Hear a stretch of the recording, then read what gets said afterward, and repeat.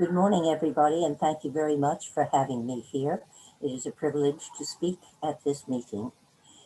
In an explicit pivot from policy to implementation, Secretary General of the United Nations Antonio Guterres has moved the United Nations firmly towards concrete practices and solutions to the many problems that bedevil societies everywhere in the world.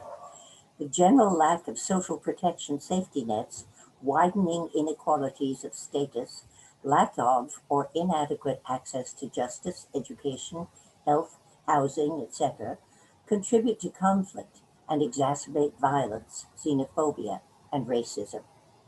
People migrate in search of a better life and find integration into host societies difficult. The teaching, learning, and advocacy resource presented here is designed to facilitate creation of a college or university course for practitioners that will both provide an understanding of the overarching policies and purposes that motivate specific interventions to create progressive change, especially for the benefit of migrant and refugee women and girls, and to give them some of the essential information and tools to bring about such change. It might also be used for study groups, advanced high school groups, or a socially conscious group like Rotary International that wants to understand the current migrant refugee situation in a human rights context. Now, each locality in which a practice is carried out is unique and different from any other.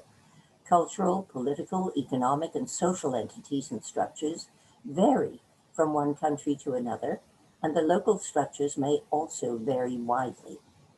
Each policy implementation, each good practice or strategy must be tailored to the needs of a particular locale and its governing structures, though general principles of delivery and implementation, like mapping, gathering evidence, and so on, may be commonly followed.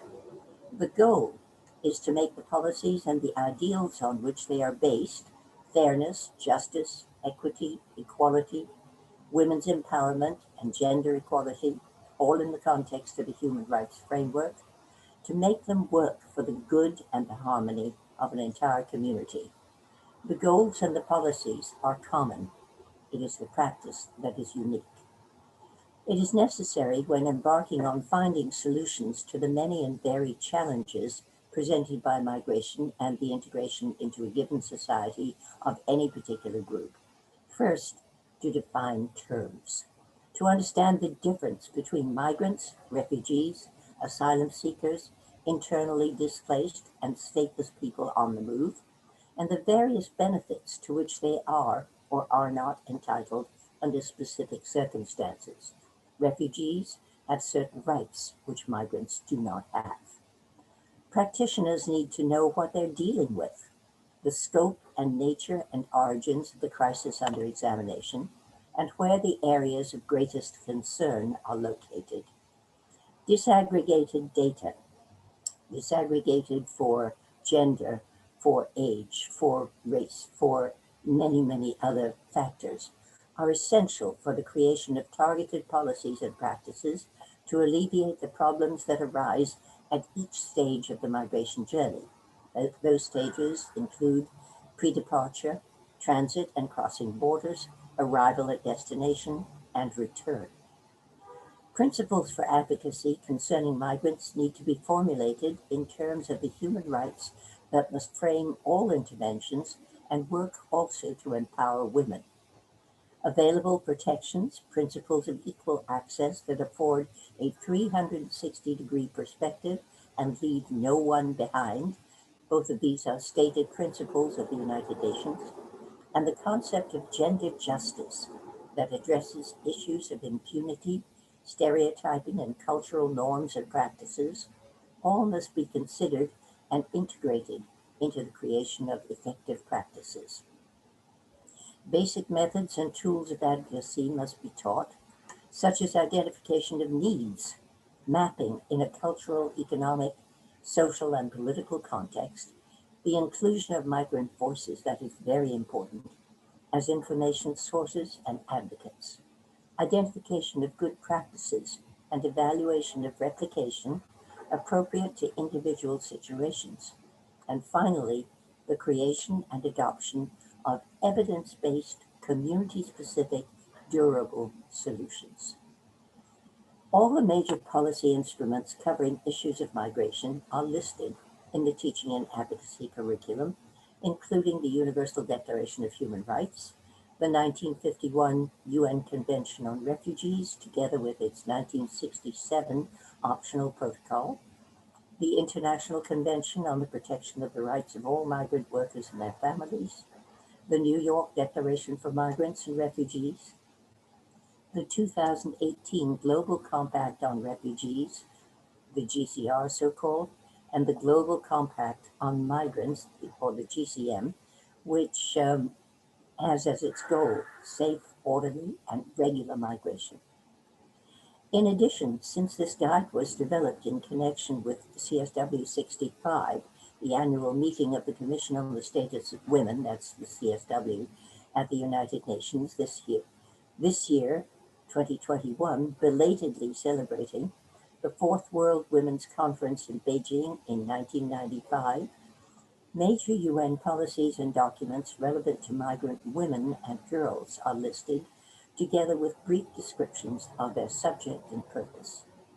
These include the Convention on the Elimination of All Forms of Discrimination Against Women, that is the convention commonly known as CEDAW, and came into force in 1979, and its optional protocols and recommendations, the Beijing Platform for Action of 1995, and the Sustainable Development Goals of 2015, together with their specific migration targets. Relevant UN agencies and entities concerned with migration are listed next, together with some description of their specific mandates and interests, and some of the relevant major documents they have released that could serve as guides for the student or practitioner. Finally, some of the major relevant civil society organizations are listed with their major contributions. Such organizations include, but are not limited to, the Civil Society Action Committee, the NGO Committee on Migration, the Women in Migration Network, and the Women's Refugee Committee. The list is comprehensive, but by no means exhaustive or complete. It can be added to as issues develop and change, and as developments on the ground bring new perceptions of how best to handle the many complex issues that migration entails. There are many reasons that cause people to migrate, but most leave to seek what they think of as a better life, with more opportunities for advancement for themselves and for their children. They migrate for economic reasons, to seek better job opportunities, better schooling for their children, more stable lives for themselves. They migrate as a result of political instability, conflict, and outright war. They migrate because of domestic and/or institutionalized violence and crime, gang warfare, domestic conflict, etc. They migrate because they have been targeted as a hated minority group and being deprived of their citizenship. They migrate because of natural disasters, their homes and lands devastated by outsized hurricanes, exacerbated by climate change, because a volcano has rained death and destruction on them and on their land, or an earthquake has reduced their homes and towns to rubble. They migrate when their water sources have dried up, turning their land into desert, the result again of climate change and/or poor resource management. They migrate in search of a healthier environment when untreated sewage and general degradation has caused disease to spread, and climate change has worsened the problem. They migrate when their rivers and other water supplies have become too polluted with toxic waste runoff from exploitative companies upstream from them, or when a pandemic has decimated their communities. And on Earth Day, we are particularly concerned with all of these. The COVID-19 pandemic has greatly exacerbated some of the thornier problems of migration, criminalizing such movement, requiring tests, often expensive and even unavailable, quarantining both before and after arrival at a given destination, denying the migrant access to basic facilities like clinics and hospitals, especially if the migrants are undocumented, increasing xenophobia while fixing blame for the spread of the virus on various targeted groups.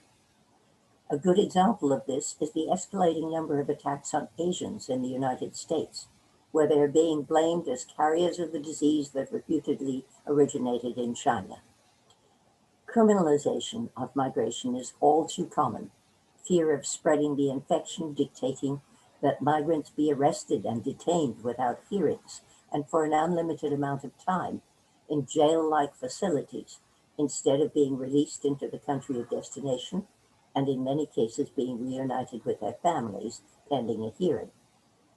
Forced repatriations and deportations are being carried out at an increasing rate, and home countries, often unwilling to let the returning migrants in, increase the difficulties of reintegration while pleading lack of resources, ramping up fear of infection, and blaming specific groups of migrants for the spread of disease.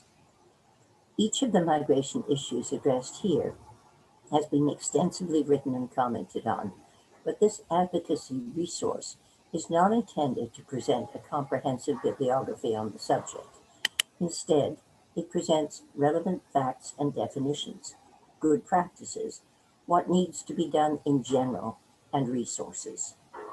Depending on the interests of professors, teachers, mentors, and group leaders using this resource, any of these topics could be a very rewarding research project, a source for evidence-based approaches and durable solutions to individual migration issues, and a source of fruitful inquiry, comment, and suggestions for advocacy and action, especially in the context of climate change and the COVID-19 pandemic. Thank you very much for letting me present this.